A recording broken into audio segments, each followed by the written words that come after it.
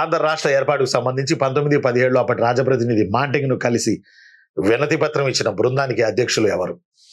మాంటెగ్ వచ్చాడు, అప్పుడు కొన్ని సంస్కరణలు చేశాడు. ఆ సంస్కరణలనే మాంటెగ్ చేమ్స్ఫర్డ్ రిఫార్మ్స్ అని అంటారు.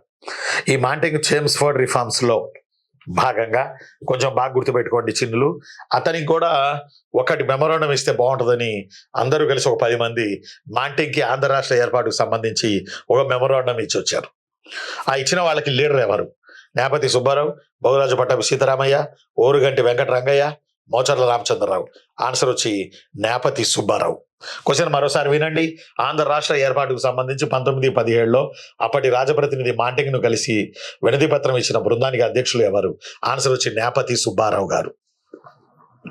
నేపతి సుబ్బారావు గారు. ఈయన బిరుదు ఆంధ్ర భీష్మ. నేపతి సుబ్బారావు గారిని ఆంధ్ర భీష్మ అంటారు.